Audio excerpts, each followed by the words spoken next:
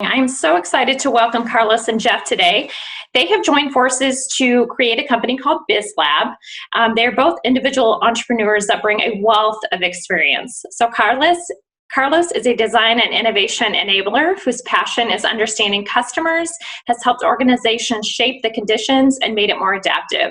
And if you have not been up to his Blue Bean studio up in Ankeny, it is amazing. It's a co-working space and it's just full of innovation up there.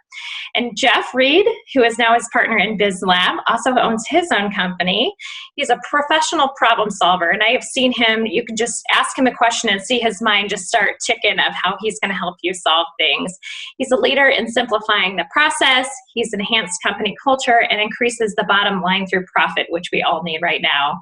So I'm going to turn it over to Carlos and Jeff, and we will get rolling. Thanks for being with us today. Yeah, absolutely. Again, I'm Jeff. I'm Carlos. Nice to meet everybody.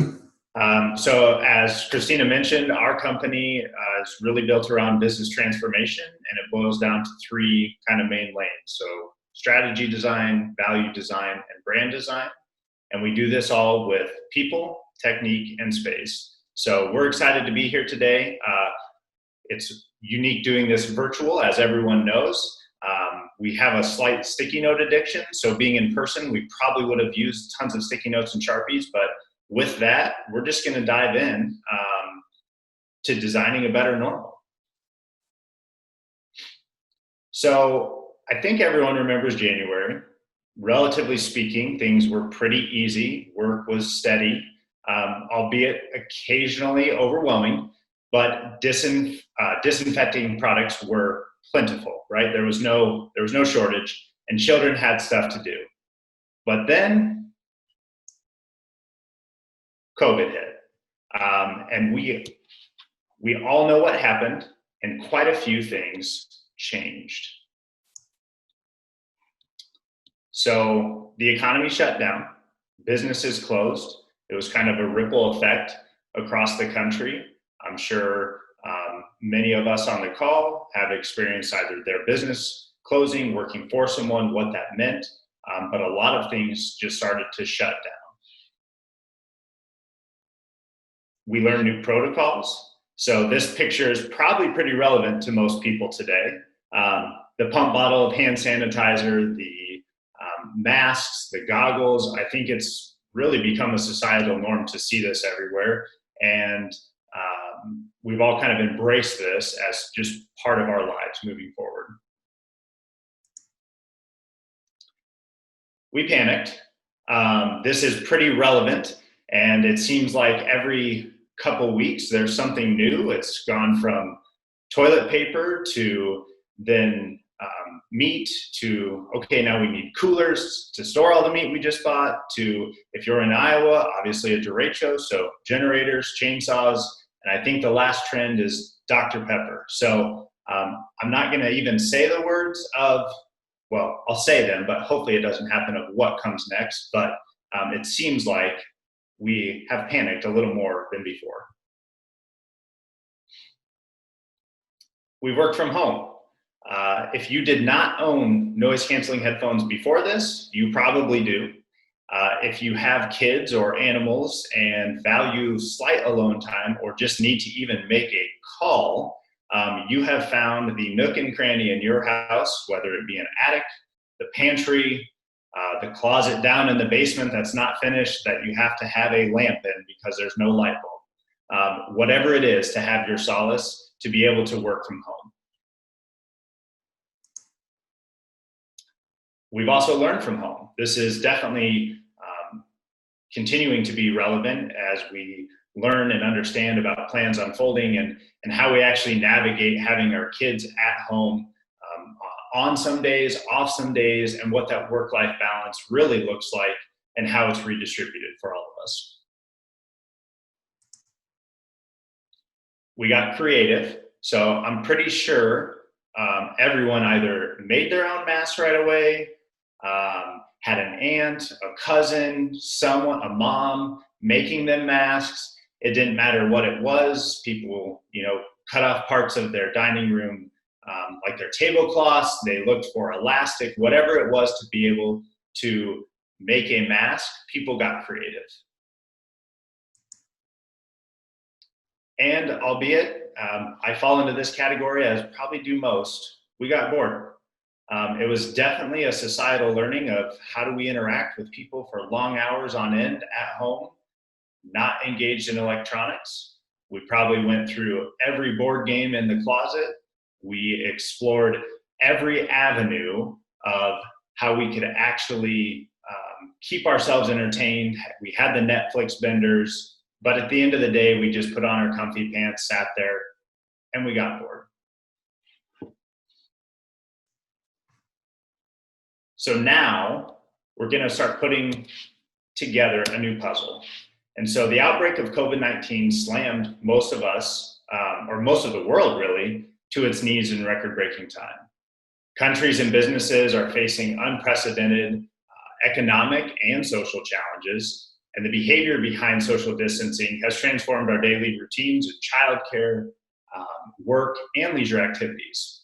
We've all experienced this global disruption, and it's really pushed us as business leaders to step up to the challenge and strategically deploy 3 perspectives.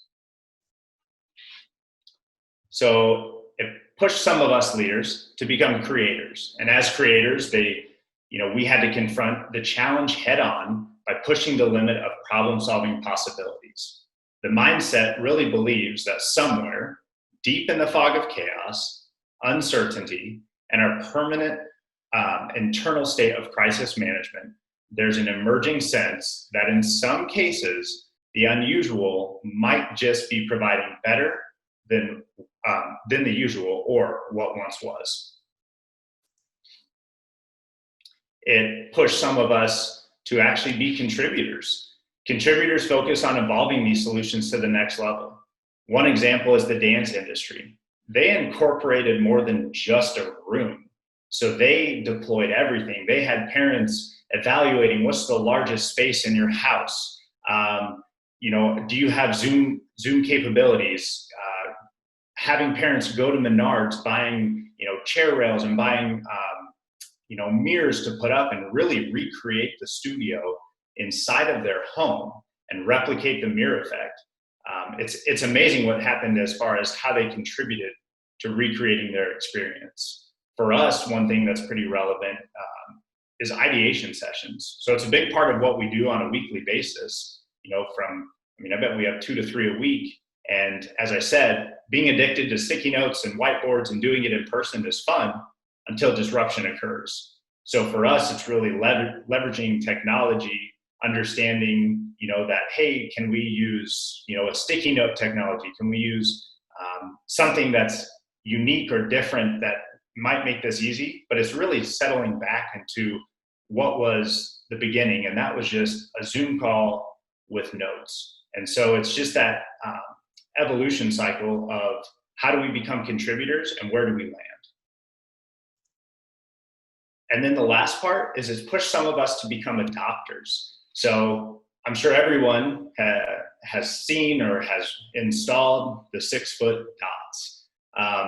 This is something that as a business leader, part of how you operate or a certain function of your business, just adopting things that were out there was definitely critical in the process of crisis management.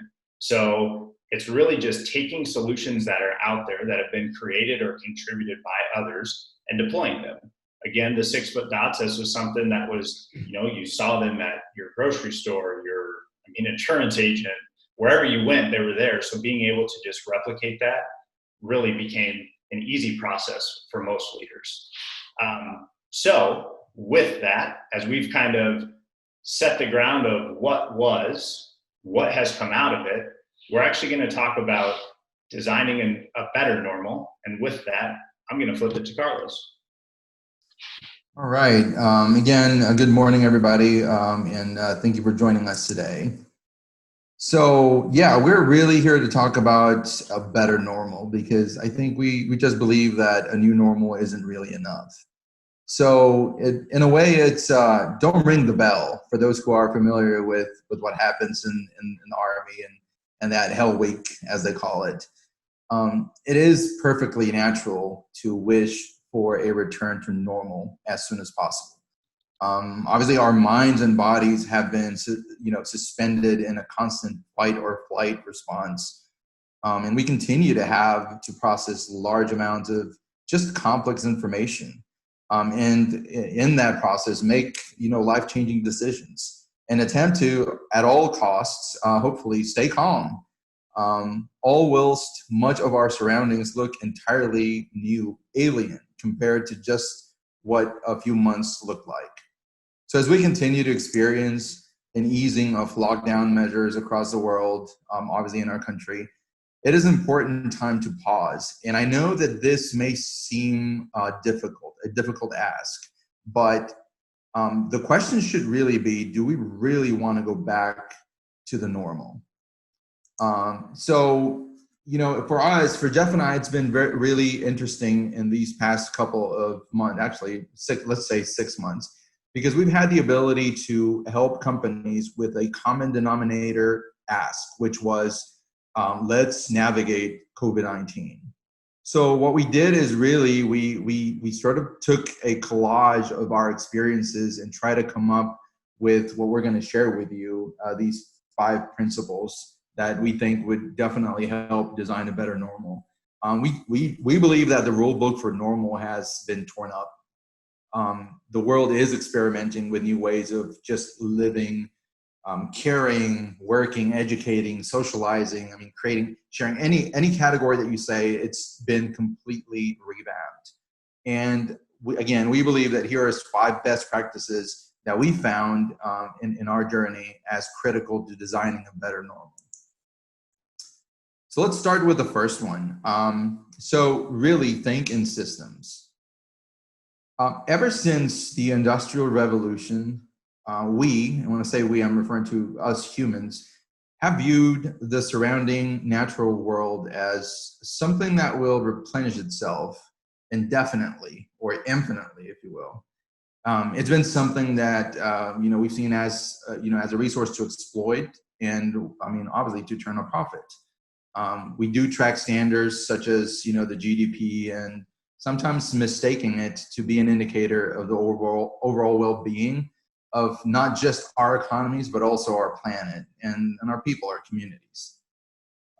Surely the resulting economic growth has raised the quality of life for many. But at the same time, I think that we're prioritizing our businesses over the balance we should strive to maintain with our ecosystem, but also just our environment, even our social political systems. So during the pandemic, there's definitely been this need of being connected and being permanently interconnected, or the feeling of being permanently interconnected nature of everything has become very real. And also what happens when we're not. So the world economy right now, it's still, we believe, in a free fall, and we're socially isolated because of a global domino effect caused by a single impact, the novel virus. So in order to effectively navigate these challenging realities, we found that businesses need to embrace the delicate interplay between their own operations, natural ecosystems, and then just the environment in which they reside. So I think that, during this past 6 months, first half of the year, as business leaders, some of us business owners, we have definitely had quite a bit of time and opportunities to think about this provocation, right? What do we see in the future? Can you see the future? And one thing that has become it's everybody coins this, and you keep hearing it, almost on a daily basis. But question is, is your business future-proof? And we think that to be future-proof, it means that examining how potential future scenarios, and going back to the black swan event like the coronavirus, could unfold a systemic level, and what possible implications they could have for your business. It means looking into possible uncertainties and shifts in categories like labor, material, and even law. How the legislative sort of body starts reacting, and the financial environments, and designing alternative solutions against such scenarios in advance. And I think that's the tricky part, right? The in advance part.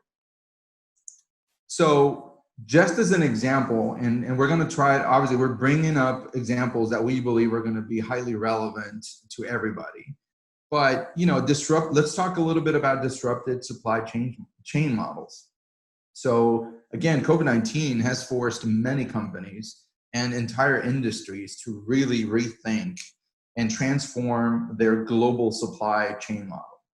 So one fact is definitely beyond a doubt, and that is that it has already exposed vulnerabilities of many organizations, especially those who have a high dependence on China to fulfill their need for raw materials or finished products. Again, in fact, China's dominant role as this world's backyard factory means that many major disruption puts global supply chains at risk.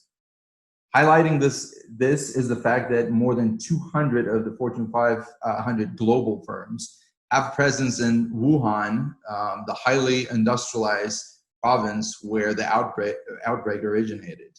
And obviously this area was impacted the most. Now that's on a macro level, but you don't necessarily have to be big to experience that. You don't have to be a Fortune 500 to feel the impacts of a disrupted supply chain. The fact is that we have all felt these impacts and have learned that the solution is not to overstock.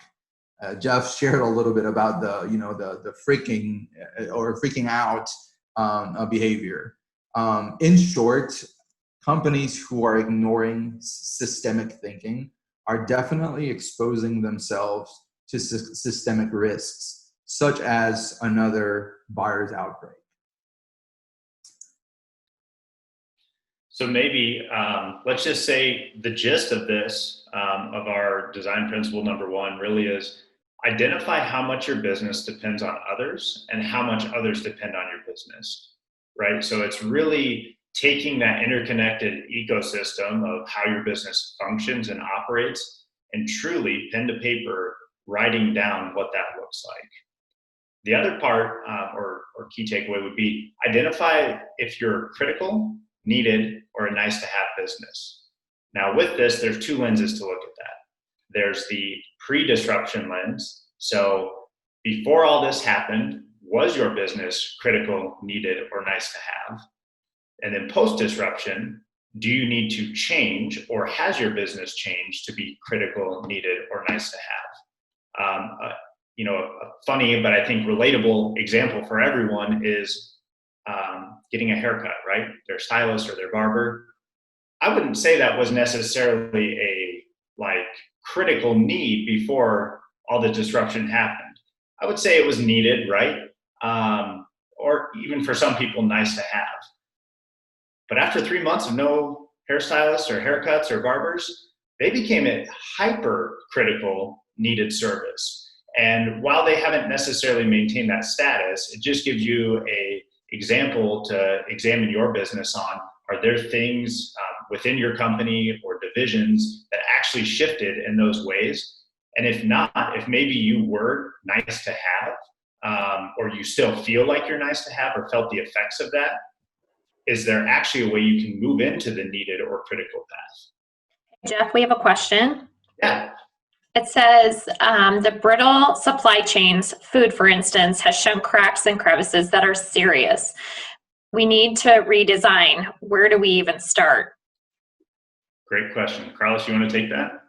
Yeah, I think, again, the spirit is really rethink this outside of the normal constraints. I think, and one thing that it's actually, we weren't intending to connect this, but the think local effect, I think that's our first recommendation to any of our clients who are going through this supply disruption, is we're bringing them back to saying, let's rethink and let's start with, let's think local, meaning there's so much dependency for the supply. And I'm going to take it even a step further. Some organizations, they don't even know the impact of distance in which their raw materials have to truly travel. So I would say that the best way to start is first with the mindset of trying to eliminate the dependency, and the dependency of the supply chain. One of the biggest contributing factors for disruption is distance. So I would take an approach, and granted, the price comes next, and that's usually what makes businesses go the route of China, for example. But I would start it with the distance. Again, I would start with what has impacted or how has your business model been impacted, and that's why we leverage the image of empty shelves. So if you don't have the ability to order your raw materials, what is your contingency plan? And distance is going to be your friend or your enemy in solving for that challenge. All right. So now let's go to our number 2. This is a category that actually Jeff and I are very fond of. Actually, quite a bit of what we do, we always start by saying, everything we do it through the lens of those we're designing for the solution. So co-design with your customer. Again, let's bring it back, and the common denominator here in our conversation is going to be the impacts of COVID-19, because it's been such a global and now relatable disruptor event. So everyone has been affected by COVID-19. But this doesn't mean that we're all being affected in the same way. So the closer crises like COVID-19 come into our private lives, the more profound the effect they have on our behavior. And I don't know if that makes sense, but these effects rapidly change the world. And we talked about this, forcing business leaders, business owners, whether you're a political leader, just a professional or an educational leader, to make quick decisions and problem solve under unfamiliar and constantly shifting conditions. So these decisions that had to be made have a requirement, and that is that they have to have a long-term impact on the health, financial well-being, and obviously the governance of a wide range of stakeholders, going back to, again, the human aspect, right? Those who have different reactions to the same event. So leaders are definitely no strangers to designing an organization to succeed in the face of uncertainty. What we're trying to highlight here is that now more than ever, we believe that leaders need to put people at the heart of their decision-making process.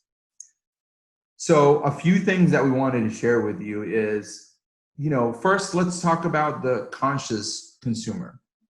The outbreak has definitely triggered a rising demand for socially and environmentally responsible products and services. As the crisis continues to unfold and actually drags on, consumers are looking for companies, solutions, products that are taking responsible action, not just from a brand perspective or globally, but also very much locally.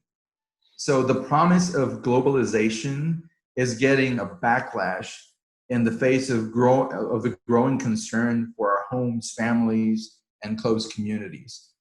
So like factors such as what is the social cost, or maybe even the fairness of producing goods or services, have started to weigh heavily in whatever we choose to spend our money on. And if you think about it, and I'm going to say small businesses have actually been a very direct recipient of that behavior.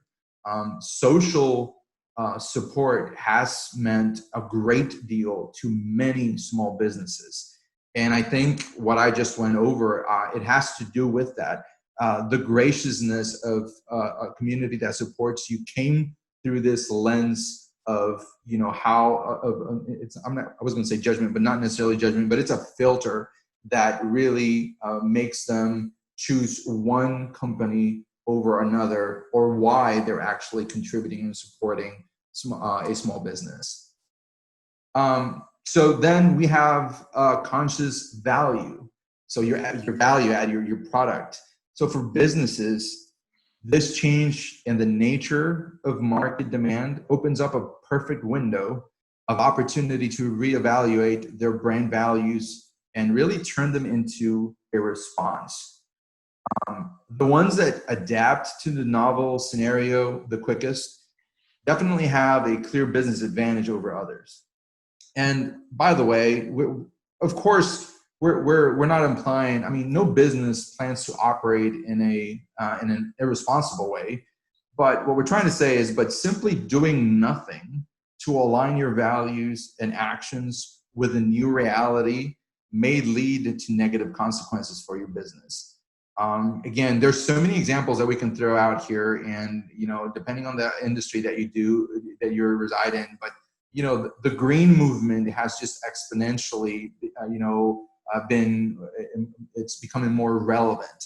So the purpose behind how you do, what you offer, and how people actually appreciate your effort in doing that in a conscious manner is very important nowadays.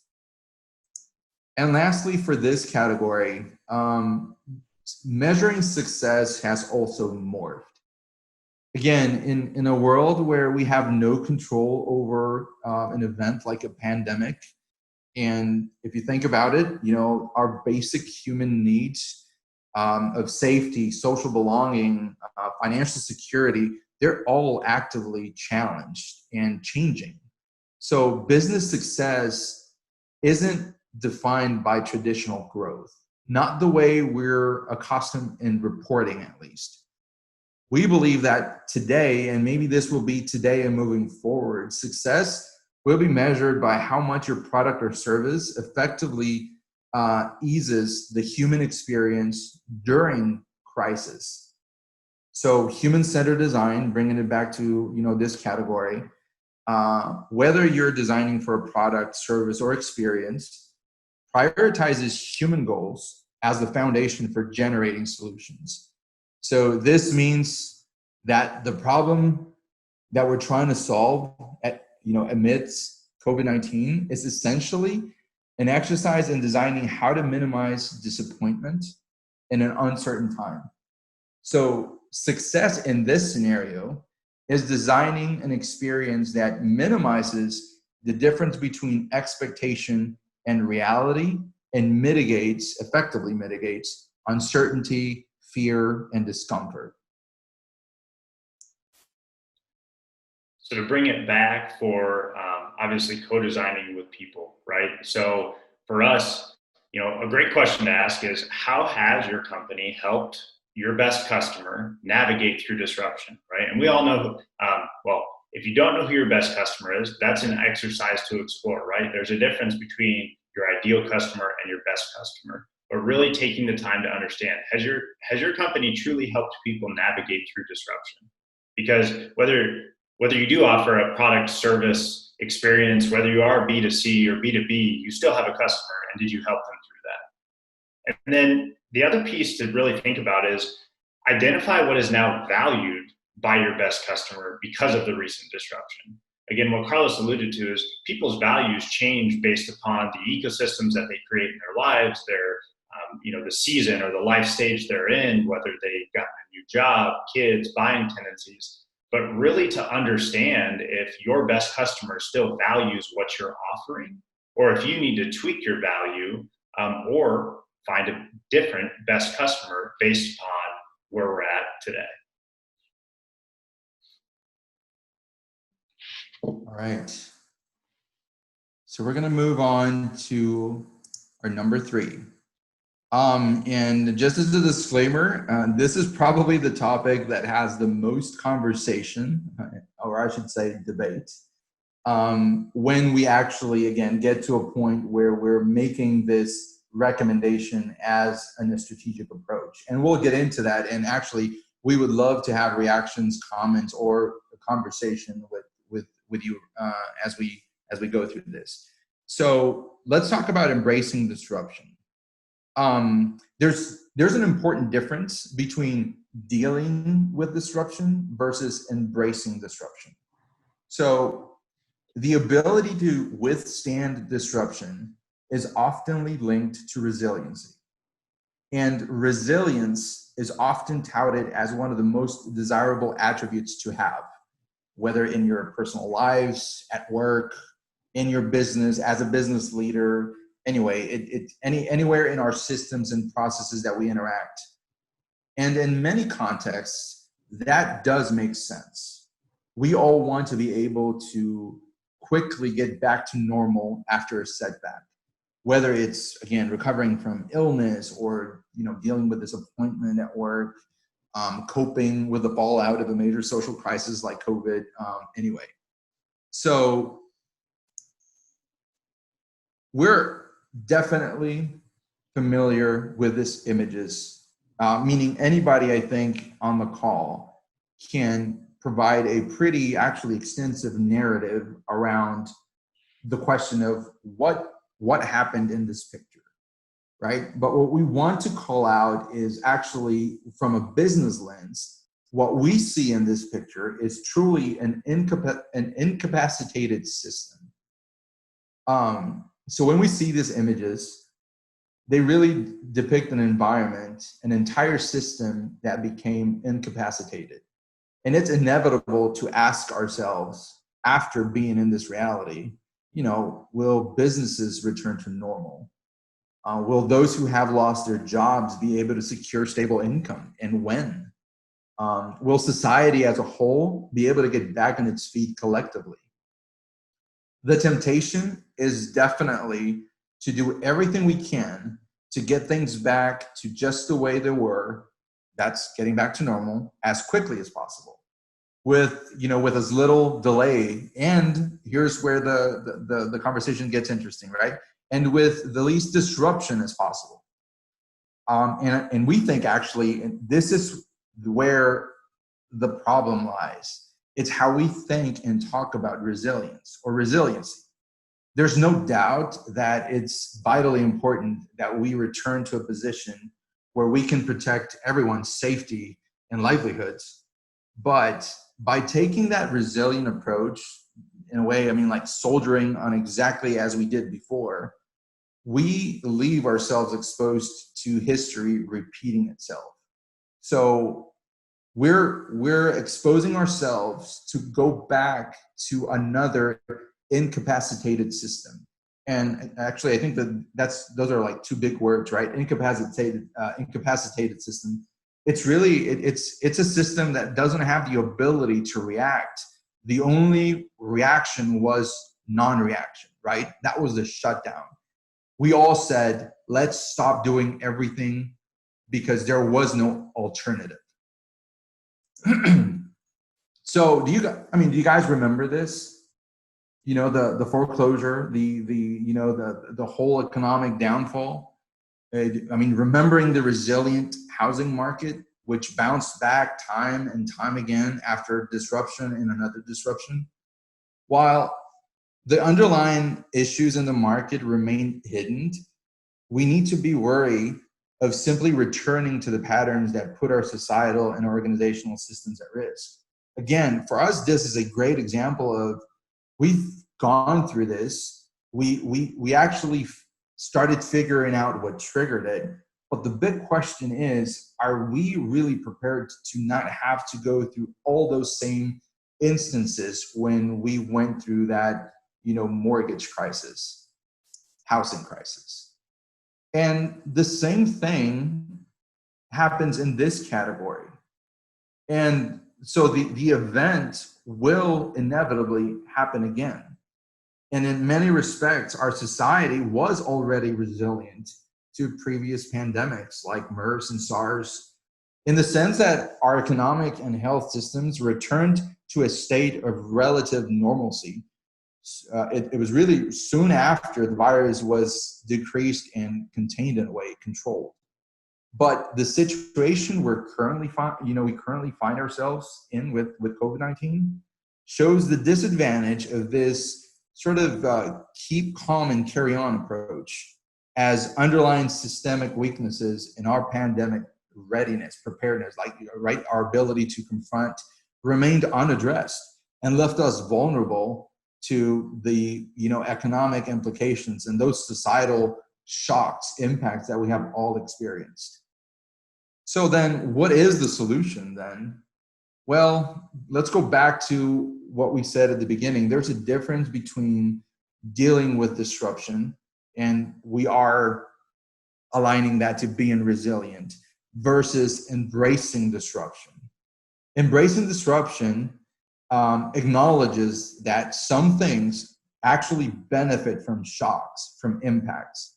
They thrive and grow when exposed to volatility, randomness, disorder, and stressors. And very importantly, they love adventure, risk, and uncertainty. So when I started, this number 3, I said this was very controversial because a lot of the businesses that we worked, they are coming, already with a perception and perspective on disruption, and nobody's liking it. And when we got to the strategy design, right, designing a better normal, and we brought back the disruption impacts and wanted to actually fuel them, that's when we got, again, a little bit of that. I wasn't expecting this to take that turn, but us walking them through how important it is not to become resilient, but actually to become bulletproof. And maybe that's another way that I would describe this is, resiliency is great. And again, I want to make sure that, it's not misunderstood. We also believe that resiliency is an amazing and critical skill that needs to be, deployed, adopted, incorporated. But sometimes, and through disruption, you really, in a way, don't want to become resilient to disruption. You want to have a more aggressive approach to disruption and become bulletproof. Anyway, if there's any other questions, we selfishly would love to engage in the conversation because, like I said, this is the part of the conversation when we do strategy design that usually gets the most conversation, healthy debate. And maybe to recap on that, and I would agree with Carlos, it's one of our probably favorite topics to help businesses design and navigate through. But maybe just asking yourself or analyzing your own business, right? So based on our perspective, identify if your business was resilient to disruption or if it embraced disruption. Again, resiliency is a huge key in navigating disruption. But like Carlos alluded to, oftentimes resiliency can just make you resistant to disruption and find the path of least resistance. And so embracing it is really taking it head on and saying, all right, we're going to do this. How are we going to tackle it? Knowing you'll have to be resilient through embracing disruption, but embracing it takes on a whole different aggressive approach. The other part would be, all right, so analyzing your company, as a leader, let's create a plan of what you'll do differently in your business so that you are prepared to embrace the next disruption. So obviously we don't know what the next disruption is. I think everyone has played a bingo card of what 2020 is and what the next disruption could be, whether it be killer bees or the killer hornets or murder hornets, to the wildfires, to everything, right? But truly, if you systematically look at your business and look at the operational functions, the marketing, just even how you do business, the ecosystem you have internally, are you prepared to embrace the next disruption, or are you just prepared to weather it, right? Just make it through and we'll keep doing business as usual, right? And that's where we're trying to push. And the premise of the presentation is really to have people push towards building a better normal, which oftentimes is embracing disruption, not being maybe passive and just being resilient to disruption.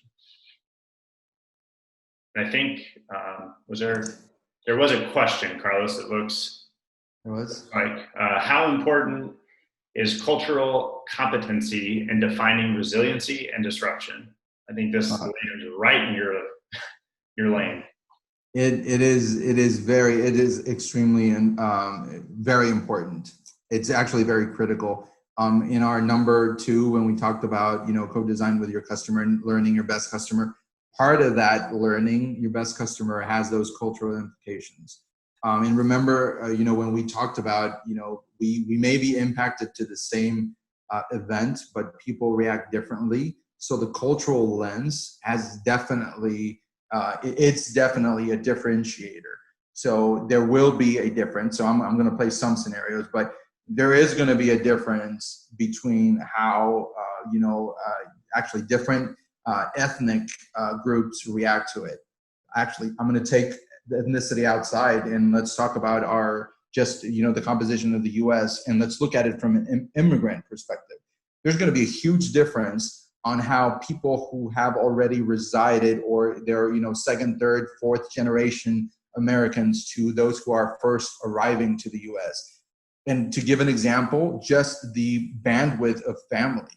So family support in an event like a pandemic is something that, again, means and translates differently to many people. And anyway, I can go on, but saying absolutely, the culture lens, it's critical because it does comprise the DNA, the behavioral essence of the demographic.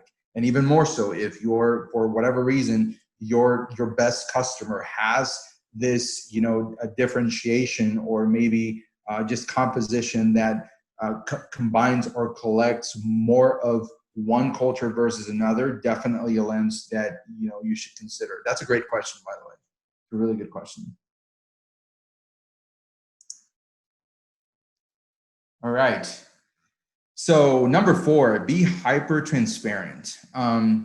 So hyper transparency is a must in an era of hyper communication and hyper aware consumers. So definitely natural or it's expected that a major crisis will stir up uncertainty in people and will make them more susceptible to disinformation than they would be otherwise. In times of need, we may become primed to believing in anything that conforms with our worldview. So here's like the perfect challenge. I was going to say storm, but here's the perfect challenge. So with a pandemic and as the digital age progresses, millennials continue to take over the marketplace. The average consumer is becoming ever more impervious to the smoke and mirrors of traditional marketing and communication tactics, and far more critical of the brands they choose to endorse. Again, this has been really intensified during the COVID.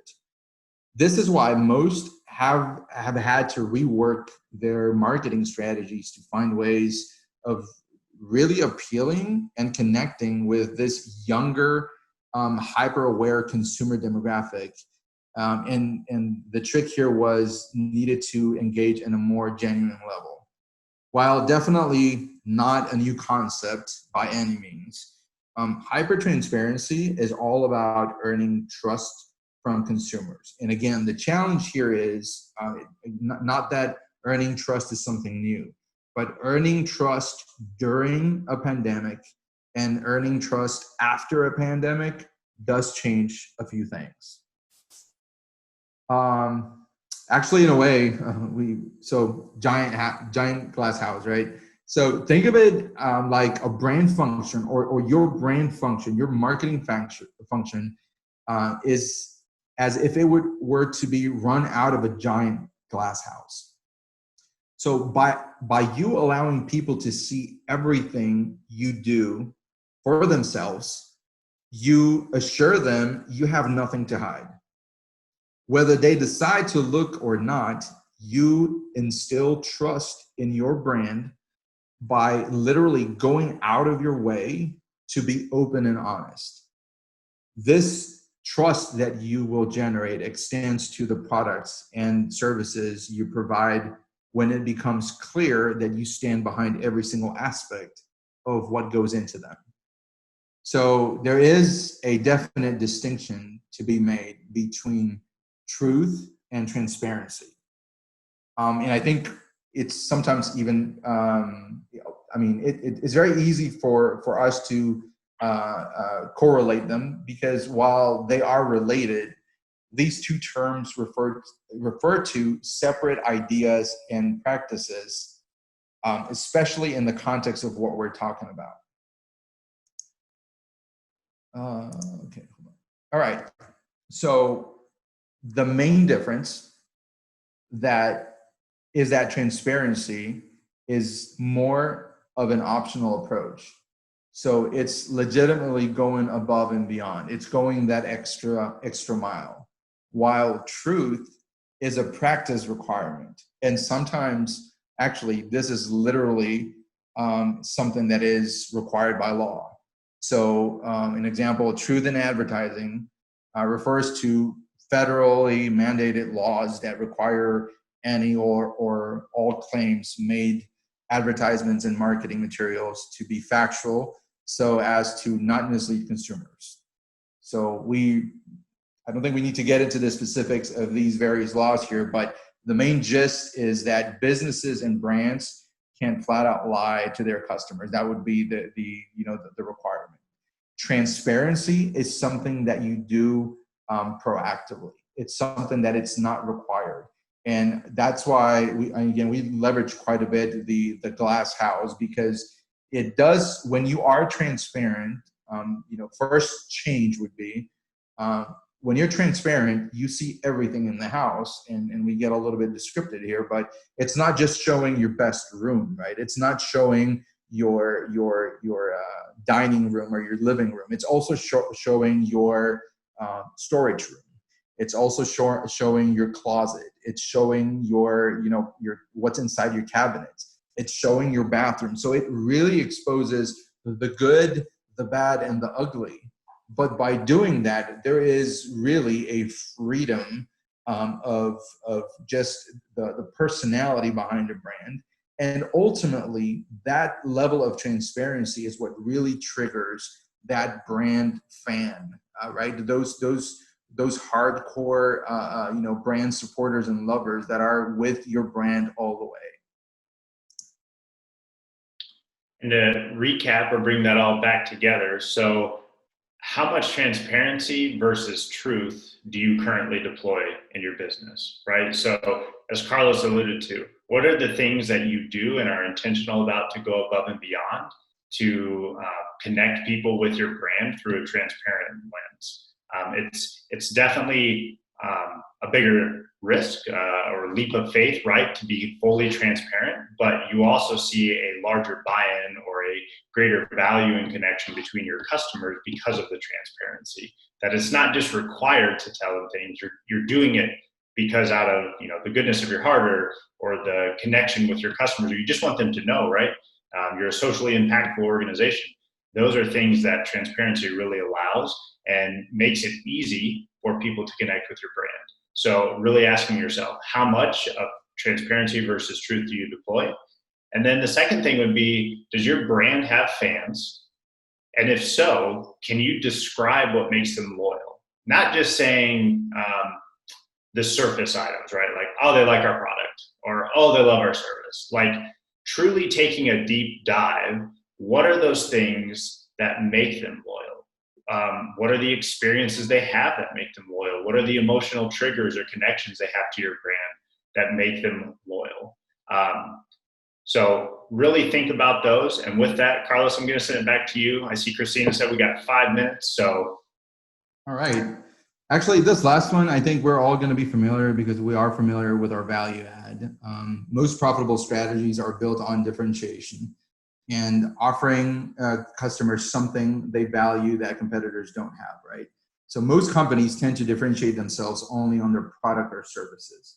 However, companies have the amazing opportunity to differentiate themselves at every point where they engage or interact with customers. So literally from the moment customers realize that they have a need for your product or service to the time where they no longer want it or decide to dispose of it. An emotional connection. So we already know that most consumers make purchasing decisions based on emotions, not logic.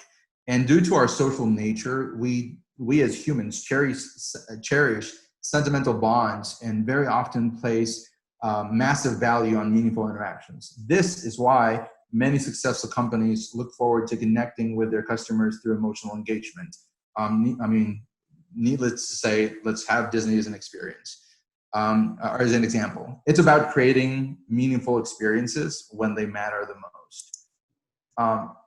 It's also about an unexpected positive surprise. And yes, the emphasis is in positive because I think we all have experienced the other side. It doesn't always have to be an extra, meaning buy one, get one free, or the oversized, product, the jumbo. Sometimes it's actually the display of a generous attitude that has a magnetic impact on customers. It draws them in because it conveys the kind of unconditional positive regard that characterizes relationships at their best. Humans like the way they feel when they're part of a relationship laced with substance, as opposed to just encounters that are merely functional. And then the best approach to pinpoint this, meaning the what, the when, and the how to create that and ultimately incorporate your amplified value, is by learning and understanding your customer journey. And this is where I think a lot of us do have an experience. Not just the path to purchase, but as much about and around your best customer, the behavior that defines your best customer. And when you have your best customer's journey map, be very strategic in designing an experience that is consistent and effective when possible, and intentionally customized when it really counts. So again, the rule is be common where possible and custom where it counts. All right. Here, sorry. Yes. So to sum up the last piece before we go, so it's really take time through this lens to identify all the transactional moments in your customer's journey. Write them down, categorize them, and then now strategically turn as many of those transactional moments into emotional and meaningful experiences. So really leveraging or amplifying your value beyond what it was. So do you have anything to add to that, Carlos? No, I think we just wanted to make sure that we were in time. We would be more than happy to engage in conversations. These are topics that truly fill our passion bucket. So yep, absolutely. Again, thanks for everybody who joined. I don't know if there's any other steps you want to take before we close out. So I just want to thank everybody for joining today. This is recorded, so if you want to go back and review anything, we will have it up online pretty quickly.